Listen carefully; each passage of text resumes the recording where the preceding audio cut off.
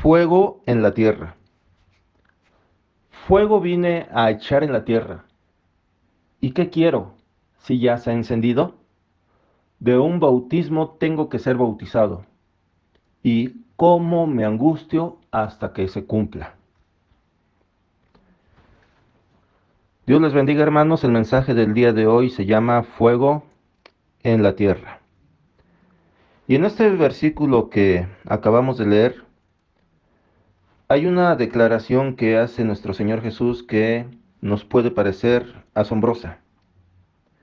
Él dice en la última parte de este versículo, cómo me angustio hasta que se cumpla el bautizo con el cual tenía que ser bautizado. Jesús tenía una angustia en su vida. Esta angustia lo acompañaba.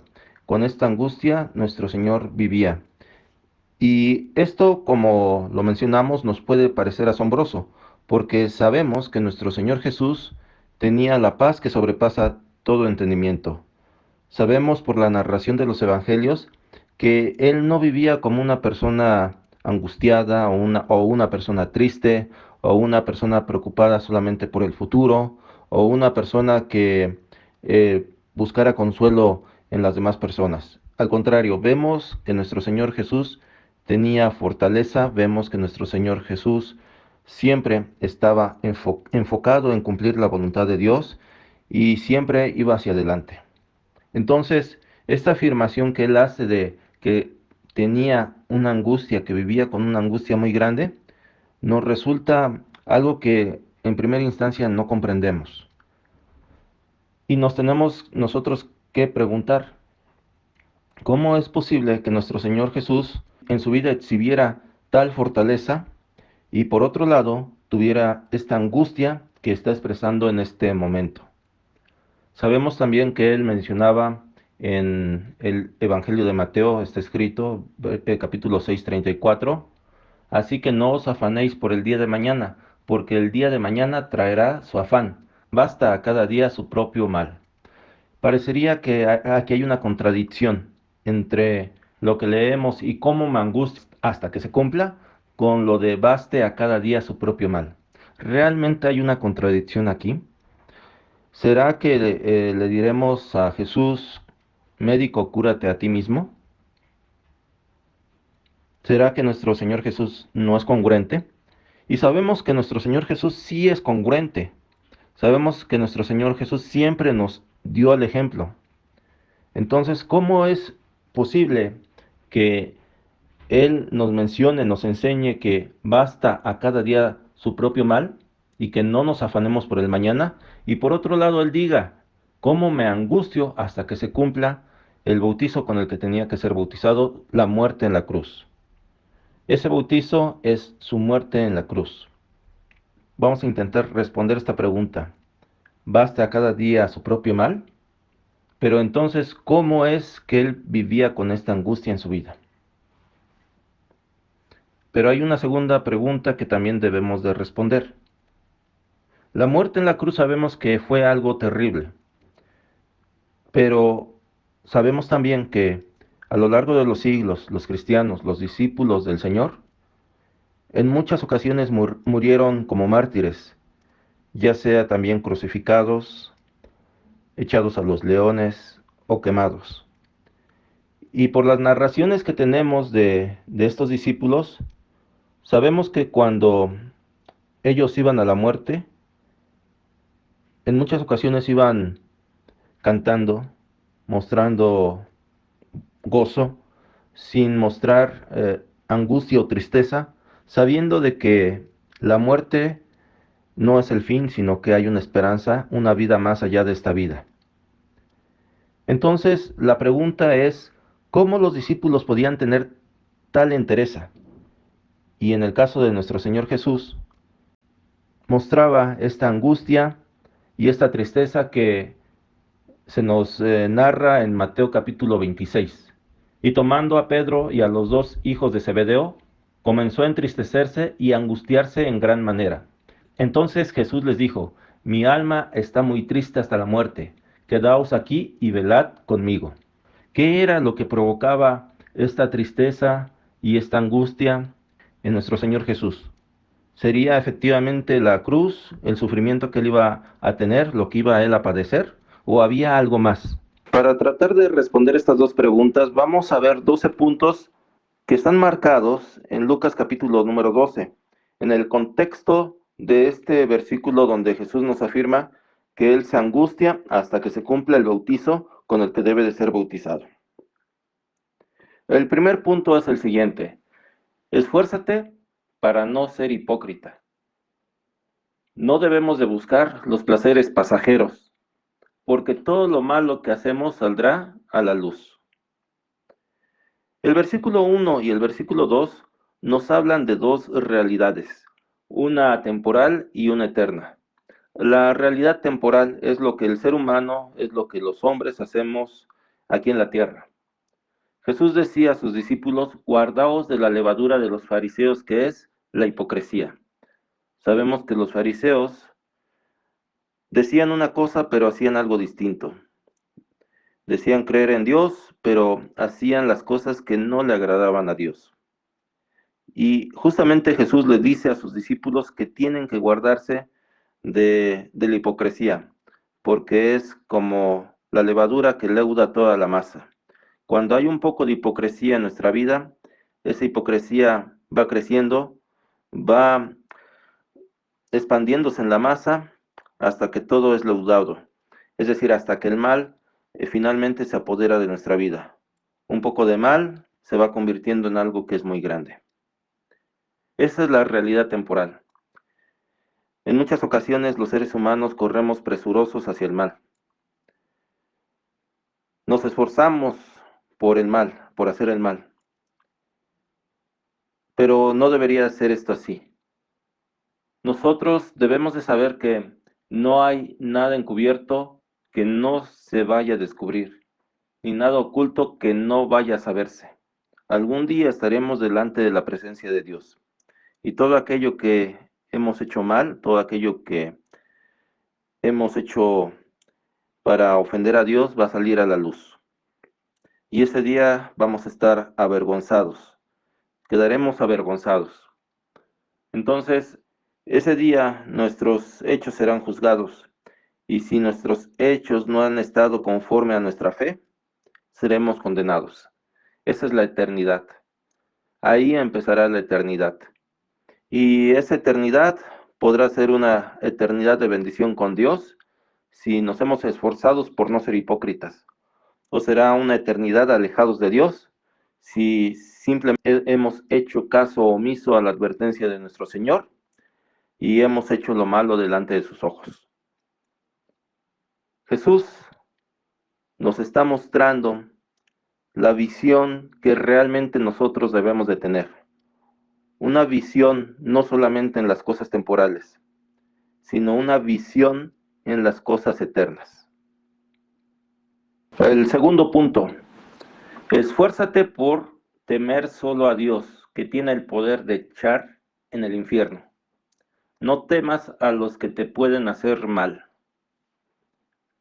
Vemos en el versículo número 4, donde Jesús nos muestra lo que es temporal. Mas os digo, amigos míos, no temáis a los que matan el cuerpo y después nada pueden hacer.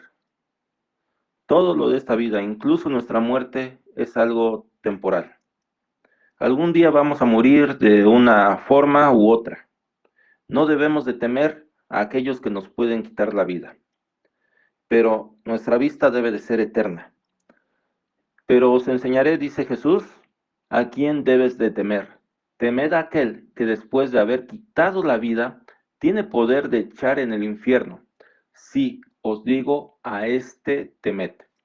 Y el que tiene el poder sobre nuestra vida es Dios. El que tiene el poder sobre nuestro futuro eterno es el Señor. Él determinará si vamos a ser salvos o si estaremos condenados.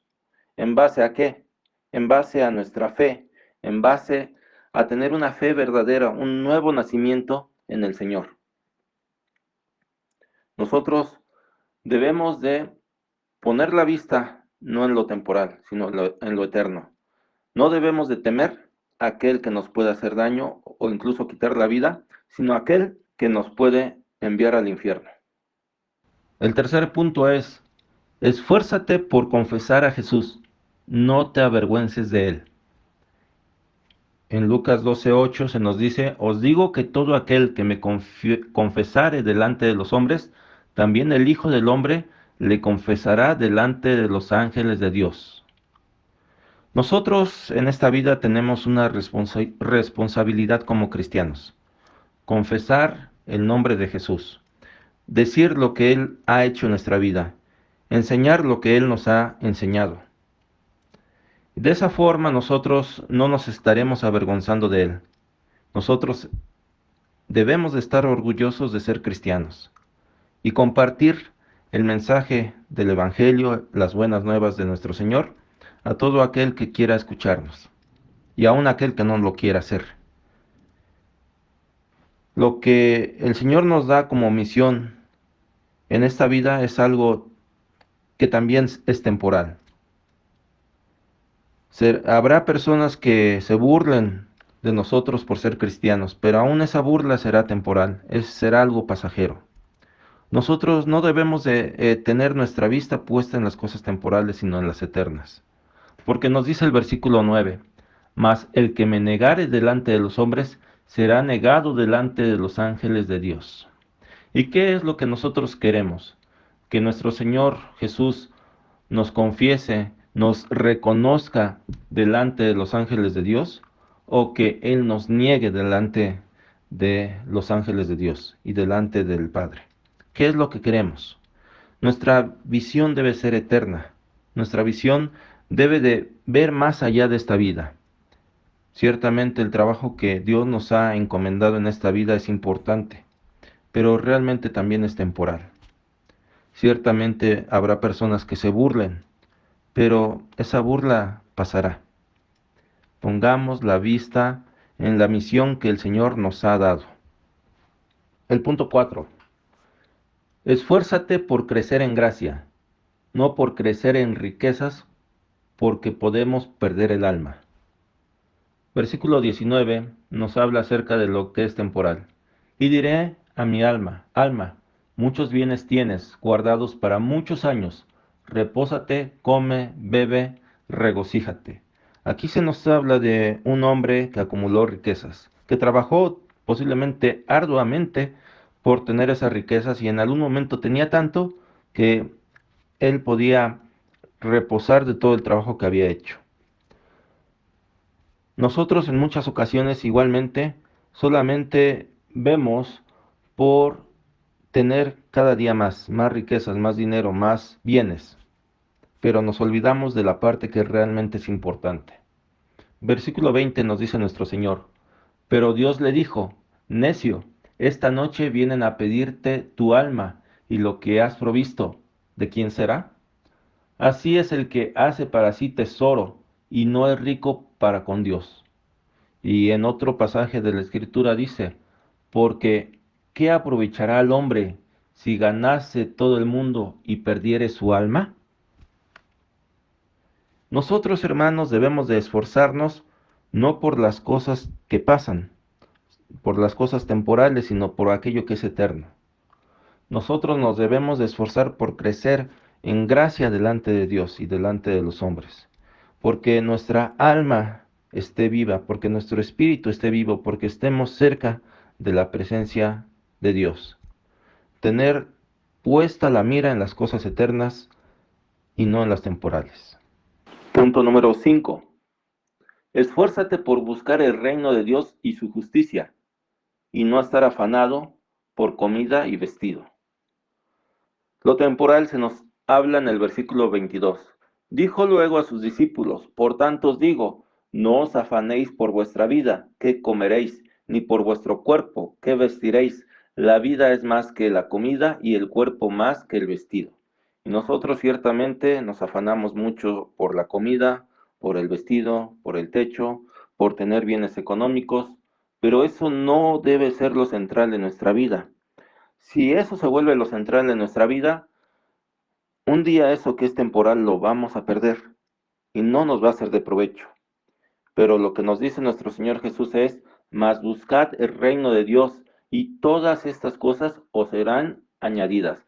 Debemos de buscar el reino de Dios, debemos de buscar lo que es eterno. Y todo aquello que necesitemos en esta vida, el Señor nos lo va a dar. Pongamos la vista en lo eterno y no en lo temporal. Algo semejante a los dos puntos anteriores es el punto número 6. Esfuérzate por lo eterno y haz el bien, no por poseer más cosas. En el versículo 33, Jesús nos muestra las cosas otra vez temporales. Vended lo que poseéis y dad limosna. ¿Qué hacemos con las cosas temporales que nosotros tenemos? Hacer el bien.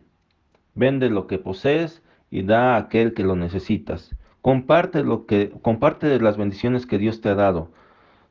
La Biblia dice, te bendeciré para que seas bendición. Y si nosotros no somos de bendición a nadie, ¿por qué el Señor nos tendría que bendecir? Hay personas que acaparan y acaparan y acaparan y solamente todo es para ellos y para su familia. Y no dan a los demás. Nosotros no debemos de ser así. Aquello que Dios nos lo da no es nuestro. Aquello que Dios nos lo da es de Dios. Y nosotros simplemente debemos con ello de bendecir a los otros. Pero, ¿qué es lo eterno?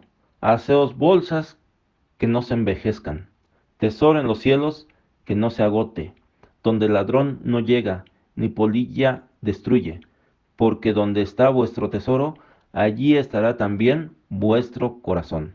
¿Dónde tenemos nuestro corazón? ¿En las cosas temporales o en las cosas eternas? El punto número 7. Esfuérzate por estar despierto para esperar al Señor, no por tu comodidad. ¿Qué es lo temporal en este punto? Versículo 35.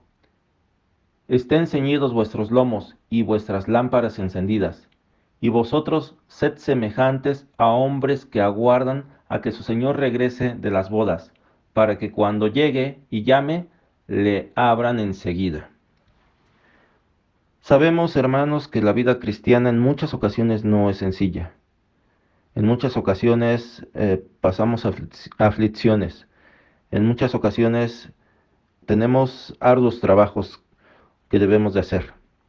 A veces sentimos cansancio, a veces sentimos desmayar, pero no debemos de desmayar y no debemos de dormir. Nuestra estancia aquí en esta tierra es temporal. El Señor viene pronto y todo el esfuerzo que hayamos hecho por el Señor no quedará sin recompensa. Nosotros debemos de permanecer despiertos, estar alertas, porque el Señor vendrá cuando menos pensemos. Ya sea que Él venga y nos lleve, o ya sea que nos llame a su presencia a través de la muerte. Nosotros debemos de estar siempre vigilantes, siempre alertas. Todo el esfuerzo que hagamos en este mundo es algo temporal, pero la recompensa va a ser muy grande, lo eterno será muy grande, porque nos dice el versículo 37, bienaventurados aquellos siervos a los cuales su Señor cuando venga halle velando. De cierto os digo que se ceñirá y hará que se sienten a la mesa y vendrá a servirles. Así que cuando nosotros sintamos mucha fatiga, recordemos estas palabras. El Señor nos sentará a su mesa. Si nosotros no desmayamos, estaremos por siempre con el Señor. No veamos solamente lo temporal, no veamos las dificultades o el cansancio. Veamos lo eterno. Veamos la dicha que tendremos un día. Punto número 8.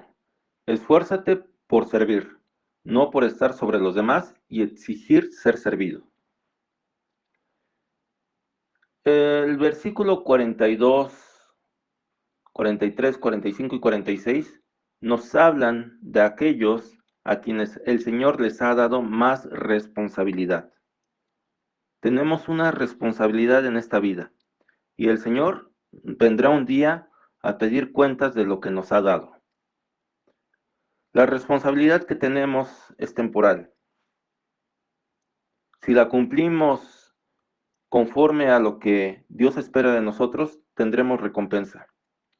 Pero si al contrario no cumplimos con esta responsabilidad y antes bien empezamos a descuidarla, entonces el Señor vendrá y nos dará lo que merecemos. El versículo 42 dice, y dijo el Señor, ¿quién es el mayordomo fiel y prudente al cual su Señor pondrá sobre su casa, para que a tiempo les dé su ración? Nosotros que enseñamos la palabra de Dios, damos el alimento a los siervos del Señor. Tenemos una responsabilidad de cumplir esta tarea que el Señor nos ha encomendado y la debemos de cumplir en forma fiel y prudente. Somos esos mayordomos que el Señor ha puesto en su casa.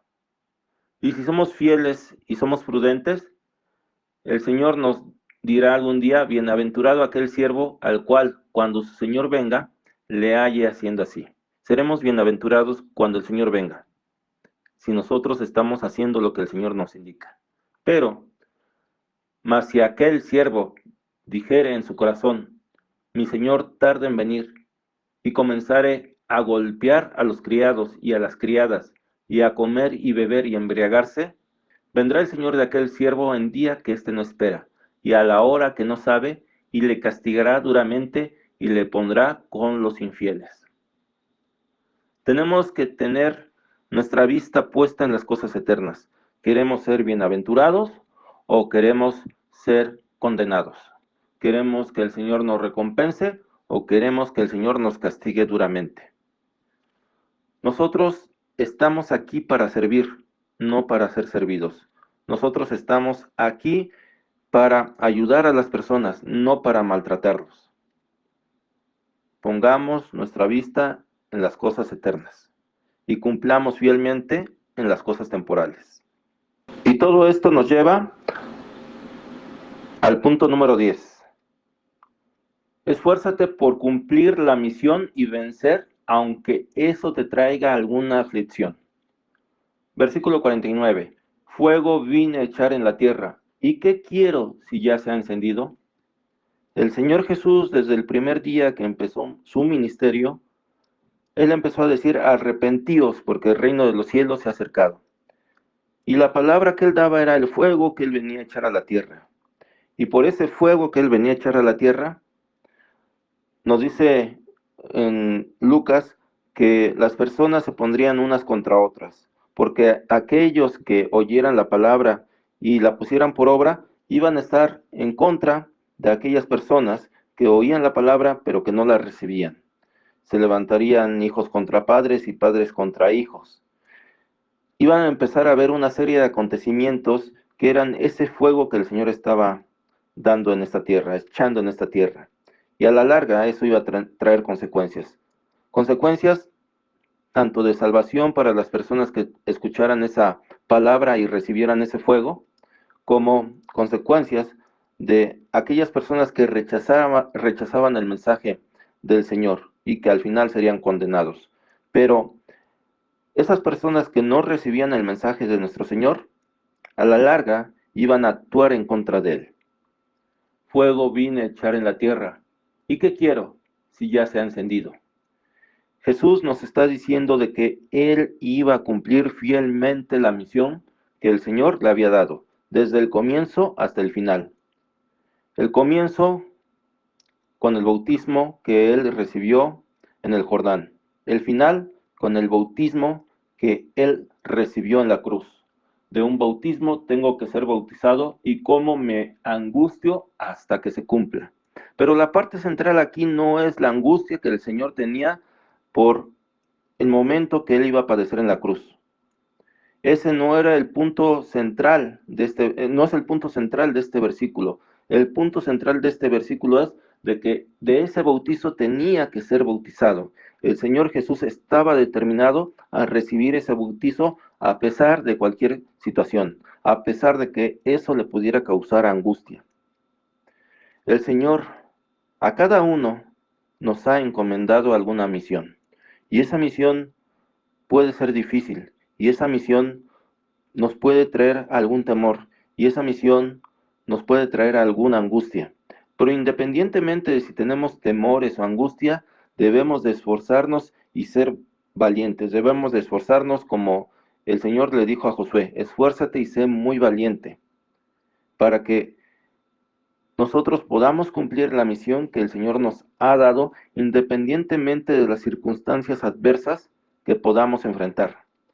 Y el Señor estaba determinado a cumplir desde el inicio hasta el final, echar el fuego y ser bautizado con el bautismo en la cruz. Ese es el punto central de este pasaje. Y sí, nuestro Señor nos dice que Él tenía angustia, pero esa angustia no lo iba a paralizar. Esa angustia no iba a hacer que Él fuera una persona amargada. Esa angustia no le iba a quitar su paz. Esa angustia no iba a hacer que Él echara hacia atrás. Él tenía una misión que cumplió desde el principio hasta el fin, a pesar de cualquier angustia. Y ese es el mayor ejemplo que nosotros tenemos de nuestro Señor Jesús. Él sabía que la angustia era temporal, pero que su misión era eterna. Nosotros debemos de movernos por las cosas eternas, sabiendo que las cosas temporales pasarán. A veces estaremos cansados, pero eso es temporal. A veces estaremos fatigados, a veces tendremos temores o angustias, pero todo eso pasará. Pero lo que no pasará es la salvación que el Señor nos da. Y es la misión que nosotros tenemos que cumplir y que el Señor nos ha confiado. ¿Quiénes son esos mayordomos fieles y prudentes? ¿Quiénes son aquellos siervos que velan? Esperemos que nosotros podamos cumplir la misión y que el propósito que Dios tiene para que nuestras vidas se llegue a realizar. Pero también está la otra pregunta. ¿Por qué le causaba tanta aflicción y tristeza a Jesús el sacrificio que Él iba a hacer en la cruz? ¿Era solamente por el sufrimiento que Él iba a tener ahí o había algo más? La Biblia expresa que no solamente Jesús padeció en la cruz, no solamente Él sufrió físicamente, pero también la Escritura dice que Él llevó el pecado de todos nosotros y que el Padre no puede estar donde hay pecado. El Padre se separó en ese momento de nuestro Señor Jesús, guardó distancia, lo dejó solo. Y sí, ciertamente Jesús padeció, Jesús sufrió con los clavos, con las espinas, con los azotes, pero el dolor posiblemente más grande que tuvo Jesús es esa separación de el Padre, el pecado que él estaba llevando en ese momento. Ese posiblemente fue el mayor dolor que tuvo y que la ira de Dios llegó sobre él. Los discípulos de nuestro Señor, aquellos que igualmente murieron como mártires, no tuvieron la ira de Dios sobre ellos. Sí tuvieron posiblemente la ira de los hombres que estaban enfurecidos en contra de ellos. Pero ellos no temían a aquellos que podían matar su cuerpo y después no podían hacer nada más. Ellos no le tenían miedo a los hombres que los mataban, tenían temor de Dios. Pero no recaía sobre los discípulos, sobre los mártires, la ira de Dios, porque la ira de Dios ya había sido llevada por nuestro Señor Jesús. Es esa la verdadera angustia, la verdadera tristeza que llevaba nuestro Señor Jesús. Sí, Él padeció, pero la soledad que Él vivió, la separación que Él tuvo con el Padre y la ira de Dios viniendo sobre su vida fue lo que realmente a Jesús le causaba angustia y le causaba tristeza. Ningún otro hombre en la historia, por más que haya padecido, ha tenido esta separación del Padre y ha sufrido la ira de Dios sobre él de la manera que la sufrió Jesús. Punto número 11. Esfuérzate por conocer el tiempo de Dios y saber cuándo te habla. Ser sincero contigo, no ser un hipócrita y decir que no te ha hablado Dios. En aquel tiempo, en el versículo 54, nos dice nuestro Señor Jesús que la gente sabía más de lo que en muchas ocasiones reconocía. Decía también a la multitud: cuando veis la nube que sale del poniente, luego decís, agua viene, y así sucede. Y cuando sopla el viento del sur decís, hará calor, y lo hace. Hipócritas, sabéis distinguir el aspecto del cielo y de la tierra. ¿Y cómo no distinguís este tiempo?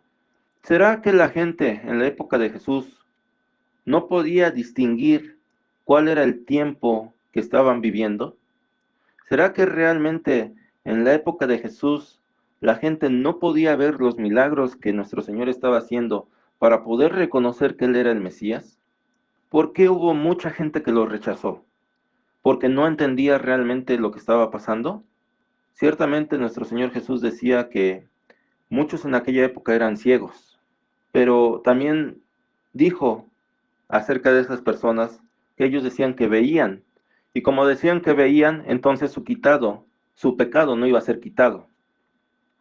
Ciertamente, muchas de aquellas personas seguramente sabían que Jesús era el Mesías, pero a pesar de que lo sabían, no lo aceptaron, no lo recibieron. ¿Por qué?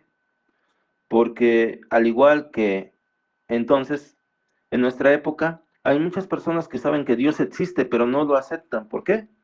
Porque llevan una vida de pecado. ¿Por qué reconocer a Dios si entonces voy a dejar mi vida de pecado? Muchas personas no reconocen a Dios no porque no saben que existe, sino porque no quieren dejar la vida que están llevando. Y en la época de Jesús, seguramente, al igual, muchas personas no lo querían reconocer a pesar de lo que veían, no porque no creyeran en Él, sino porque no querían dejar la vida que estaban teniendo. La Escritura dice que los demonios creen y tiemblan. Y en aquella época yo creo que muchas personas eran como demonios, creían en lo que veían y a lo mejor hasta temblaban, pero no querían obedecer la palabra, no querían renunciar a sus pecados, no querían renunciar a aquello que les causaba placer, no querían renunciar a la carne y por eso simplemente no aceptaban a Jesús. Y por eso Jesús les llama hipócritas. ¿Sabéis distinguir el aspecto del cielo y de la tierra? ¿Y cómo no distinguís este tiempo? Sí lo distinguían, sí tenían ojos, sí podían ver lo que Jesús estaba haciendo, pero eran hipócritas porque lo negaban. Que nosotros podamos renunciar a nuestra vida de pecado, podamos arrepentirnos y recibir a Jesús. No seamos hipócritas delante de Dios. Punto número 12 y último. Esfuérzate por arreglar con tu hermano antes que sea demasiado tarde. No seas echado en una prisión eterna. ¿Qué es lo temporal? Versículo 57. ¿Y por qué no juzgas por vosotros mismos lo que es justo? Cuando vayas al magistrado con tu adversario, procura en el camino arreglarte con él. No sea que te arrastre al juez y el juez te entregue al alguacil y el alguacil te meta en la cárcel. Nosotros tenemos que arreglar con Dios. Tenemos que reconocer cuando Dios nos habla y pedirle perdón. Pero no solamente tenemos que arreglar con Dios, también tenemos que arreglar con nuestro hermano, con nuestro familiar, con nuestro amigo, con nuestro compañero de trabajo, con nuestro vecino. Tenemos que arreglar las diferencias y en muchas ocasiones nosotros pedir perdón por aquellas cosas que hemos hecho mal. Tenemos que arreglar mientras tenemos tiempo. Esta vida se va muy rápido y de repente podemos partir el día de hoy sin tener más tiempo para arreglar las cosas que hemos hecho mal, para pedir perdón por aquello que nos hemos equivocado. Esta vida es temporal. Aprovechemos el tiempo y hagamos lo que el Señor nos indica, porque vendrá entonces lo eterno. Y si nosotros no arreglamos ahorita y no pedimos perdón o no perdonamos, entonces el versículo 59 nos dice qué va a pasar. Te digo que no saldrás de allí hasta que hayas pagado aún la última blanca. ¿De dónde no vamos a salir? De la cárcel. Pero entonces, ¿yo puedo pagar cuando ya esté allí en la eternidad? Realmente no. La blanca es la moneda más pequeña que hay, pero ¿podemos pagar realmente la deuda que tenemos con Dios? No saldremos de ahí y no saldremos nunca, porque no importa lo que nosotros hagamos ya en la eternidad. Nuestro destino se determina desde ahora. No podemos pagar a Dios nuestra salvación. Él ya pagó por nosotros. ¿Qué vamos a ofrecer a Dios? ¿Cómo podríamos pagar nuestras deudas? Cuando ya estemos en la eternidad, si somos echados en la cárcel, nunca saldremos de ahí. Tengamos nuestra vista puesta en las cosas eternas, sabiendo que las cosas temporales pasarán. Jesús tenía puesta su vista en las cosas eternas, sabía que tenía una misión y sabía que esa angustia que él podía experimentar a lo largo de su vida sería algo pasajero, sería algo temporal.